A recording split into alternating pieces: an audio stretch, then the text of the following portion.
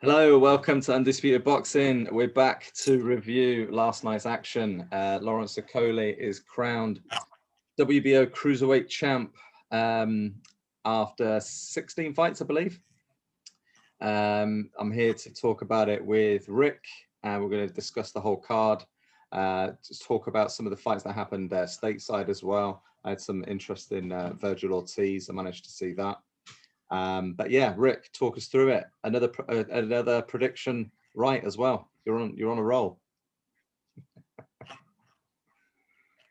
Yeah, no, I did. I think I said more likely points. Yeah. I was really impressed. I have to say, I was really impressed. He is Glowacki just couldn't deal with him. Absolutely couldn't deal with him. And I think I said in my prediction, I think Okolie, possible late stoppage or points, and more likely points. He never laid a glove on him. He absolutely never laid a glove, and he had that. I mean, it was awkward because it was that their front feet were very close to each other, and Glowacki had kind of a long stance. I think he was doing it on purpose to try and get in his head a little bit. His foot was nearly touching his foot.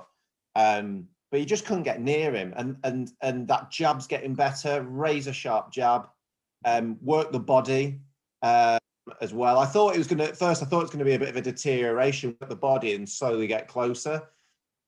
Glowacki tried to get a bit close to him, and in the clinches realised he just wasn't strong enough, and then he started to come around with some hooks that were partially blocked, but you could see that they were having an effect, and he could just feel the power. So he then didn't want to throw. And then, yeah, Johnson was probably the first straight right he threw. And it was a great shot because he was almost bending down, and he almost like threw the shot where he thought his head was going to be in the next half second, and it connected, and he just couldn't get up. I mean, I was really impressed with it. Really impressed. To do that to someone like Glowacki, I think he'll do it to them all. That division now. I think to do that, he'll do it to them all. I can't see how Bradis does much better. They just can't get near him. That's interesting. Yeah, I don't know if look, I got it wrong. I mean, obviously, I picked Glowacki to win. There's a bit of a wacky prediction, I guess, from my side, but I did think that it was a massive step up. And I was, if I'm honest, I was impressed with Okolie. I think the link up with Shane McGuigan is really turning out to be a real masterstroke. There seems to be a lot more fluidity to his work. He looks a lot more confident. You know, he's thrown that jab does look crisp and sharp. There's a lot of variety to it as well. He was jabbing to the body, jabbing to the head, and teeing him up nicely. And he hits like an absolute mule. And he is going to be a handful. He is going to be a handful, actually. When I say he is going to be, when he steps up to heavyweight, I think that's really when it's going to get interesting. I'm just trying to think who else at cruiserweight. Yeah, I mean, Marish Bradis, I mean, they're already calling him out. I don't know if I'd want to see him fight anybody else at cruiserweight. I don't think there's any real big money fights. I think Bradis is really that's the money fight. Yeah, no, it was a good, all-round performance. I wasn't very impressed with Glowacki though. I mean, I don't think I recall him even laying a glove on Okolie. Did he actually hit him with anything? Maybe in the clinch a little bit, or on the inside. No, I don't think he really. Not really. I suppose you could say, he has been inactive. Yeah. He has done for a while, and I think both of us kind of missed that off when we were doing our analysis last week. I think I sent you a message afterwards going, I think it's nearly been 2 years. Yeah. Maybe a bit of that. But if you look back at Okolie's fights, he doesn't get tagged a lot. He really doesn't. Getting tagged less, the higher he steps up, because I think he's a little bit more calculated. I think that's with experience, and also he probably respects the other fighter a bit more. And I think my analysis for like the Bradis fight, I think Bradis is another step up, but it's not a massive step up from Glowacki. I mean, I know Bradis beat him, but if you look back at that fight, it was a bit strange with the bell and stuff like that. Yeah. He beat him, but the bell thing was all very weird. And you can always get in the cruiserweight, like heavyweight, you can still get caught by a punch and it's game over. I'm not saying that there's no risk. I how does Bradis hasn't got different dimensions than Glowacki, he hasn't got a bigger reach. So how does he do anything different? I mean, he might be a bit cuter, might be slightly faster, but I don't know. Just don't see how he reaches him. Yeah. He might be a bit more power. He might have a slightly better chin, because I don't know, but just I can't fathom out how I make Bradis a strong favourite. Yeah. Yeah, I mean, he's definitely come a long way since he that fight with Isaac Chamberlain and Matty Askin. I mean, they're really awful fights, and people were actually really starting to be turned off by him. But I think that last performance, the performance before as well, I think he's actually starting to regain some of that, that fan base, and he's looking a lot more confident now as well. I think maybe the grab, the punching and grabbing was maybe just kind of like a lack of experience, obviously, but also maybe lack of confidence. But yeah, he's definitely got the tools to cause some problems. Quick question for you: if he was to go into the heavyweight division this year, and he was to be thrown in with, say, a Chisora or Dillian Whyte, how do you think he would fare against those two?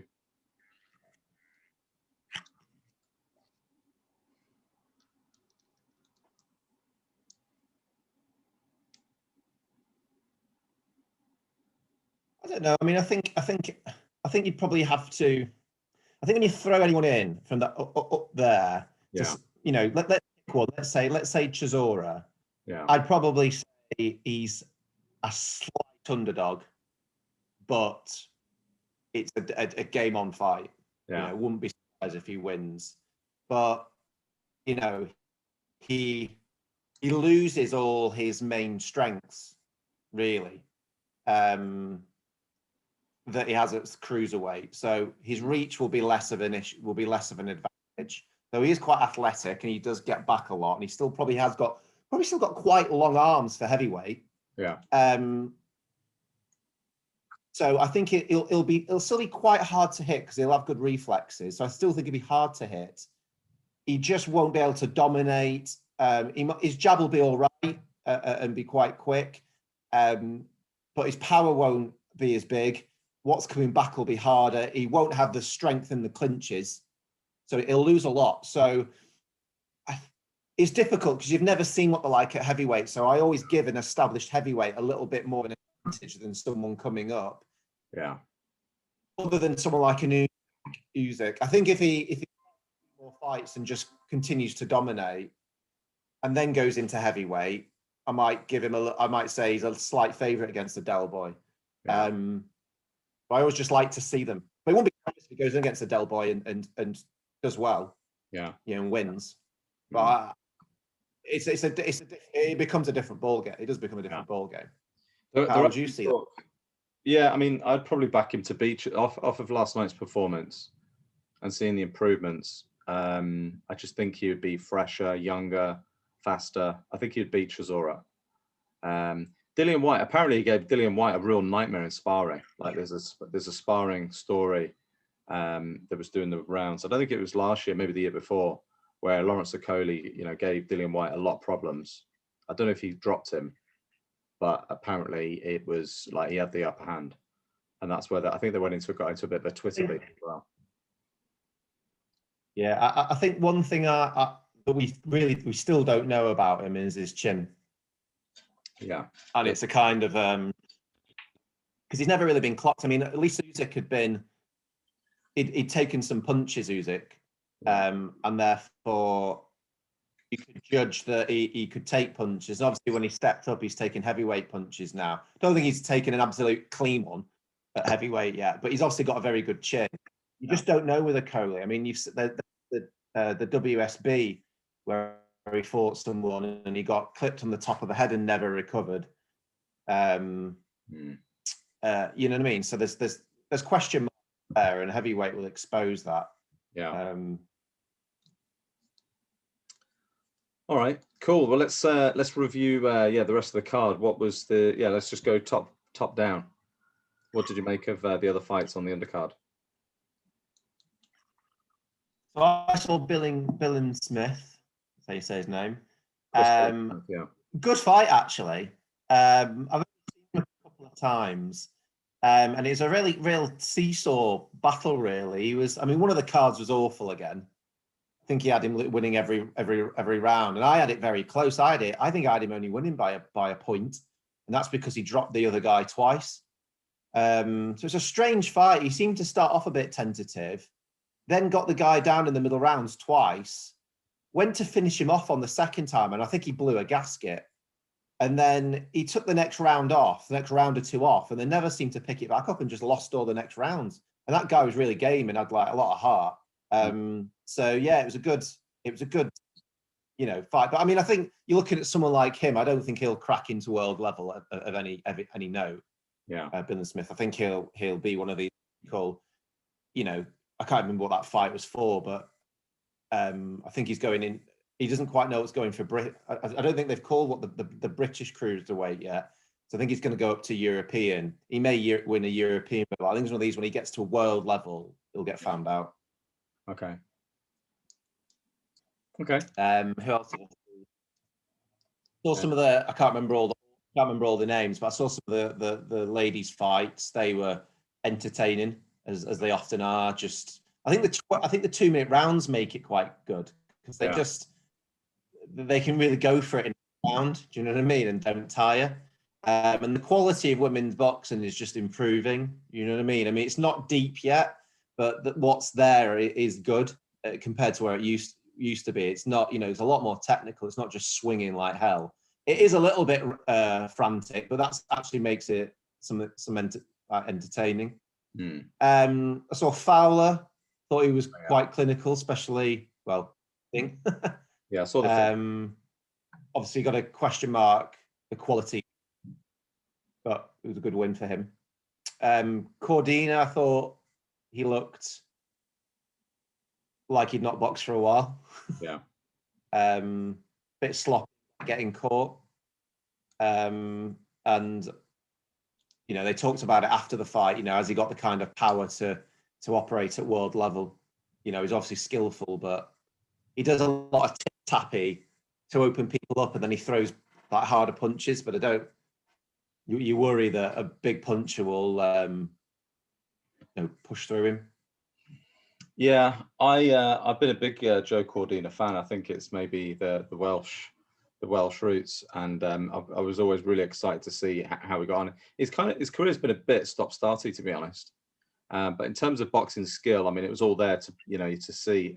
It was only really kind of flashes of it last night. He looked a little bit kind of a couple of yards off the pace, and a little bit his feet looked a little bit slower. I think it's probably just a bit of ring rust, but yeah, hopefully that's just that maybe shaking off, and then maybe he can start to get into kind of European level. I don't think he's quite ready for world level just yet, and it's a pretty stacked division that he's in as well. There's some really big hitters in that division, and yeah, that has always been a big question mark of whether he does have the punching power to knock people out, which not quite sort of convinced on that yet, but yeah, it's good to see him back in action anyway. Yeah. All right. Is that the? Was there any others that you saw? That's the UK card. I saw the highlights of Ortiz and Hooker. Yeah, I watched the whole fight. It was actually a really. I'll let you summarize it. Yeah, I was actually a bit disappointed that it ended the way it did, and it ended so short, because I really thought we were in for a real humdinger. Maurice Hooker had some size and reach advantage, which I thought was going to make it quite interesting. But right from the first round, Virgil Ortiz just kind of drew him into his kind of fight, and they were both getting caught, pretty badly actually, both getting caught clean. Virgil Ortiz dropped him in the 6th with a decent right hand, and then in the 7th, I don't still quite know what happened, but I think it was like an elbow or a shoulder dislocation or something with his hand, or he broke his hand or something, and he just turned around, dropped to his knees, and just let himself. I thought it was his hand. His hand, yeah. Yeah, it was a real shame. I think we were. Yeah. I think it was his hand. I don't know if they. Did you see the interview at the end with Hooker with the zone? Yeah, I did see it. Yeah, I mean, it's we've talked about this before, like on the channel of how different boxing is to UFC and going out on your shield and taking a knee and all that kind of stuff. It's not right. If you've got a broken hand, then how can you physically, go on and keep fighting?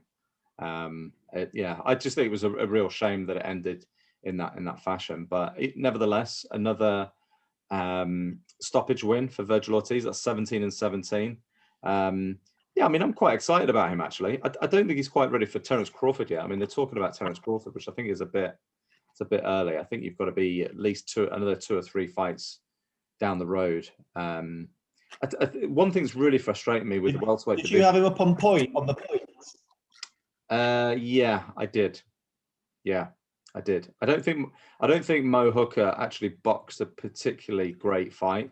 He just got drawn into this kind of firefight, and if he'd have boxed and moved and used his jab and his reach advantage a little bit more, which I've seen him do, but he does have that kind of tentative. He just got drew into Virgil Ortiz's kind of fight, and I think I gave him a couple of rounds, maybe 1 or 2 rounds. I'd need to double check, but yeah, I think it's a solid win for Ortiz. I think I did have him winning. I think it was only really going one way as well, to be fair. I do think he was probably going to stop him. It's always good to see the highlight reel finish.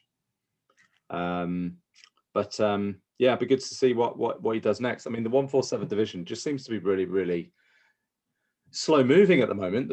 There isn't. I don't know if there's any fights confirmed. There has been talk of, we'll do a news video, but I think there has been talk of Sean Porter and Terence Crawford. An offer apparently has been made. Errol Spence, I think, is going to be fighting your. People seem to be moving up out of the way. Who's moved up out from 147 then? I didn't. Garcia's moved up. Danny Garcia, yeah, that's right. Yeah. What was was there anything on the undercard of Hooker? Nothing that I was particularly interested in. I don't think there was any big names on there. A lot of Golden Boy. Who put that show on? Was that Golden Boy? Oh, was it Golden Boy? Because it was. Yeah. I saw it was on DAZN. I saw again. There's crowds there, weren't there? So. Yeah, there was crowds. Yeah, I think it was in Dallas. So I think Ortiz and Hooker are both from Dallas. Yeah. All right. I think that's. I think the only other results of note is Artur Beterbiev beat Adam Danes in the 10th round. So I've only seen the stoppage. It looked brutal finish. And apparently he's going to go on to fight Joe Smith Jr. Yeah. All right, let's wrap it up. That's the result done. Thanks everybody for listening. Please like and subscribe. Okay, we're out.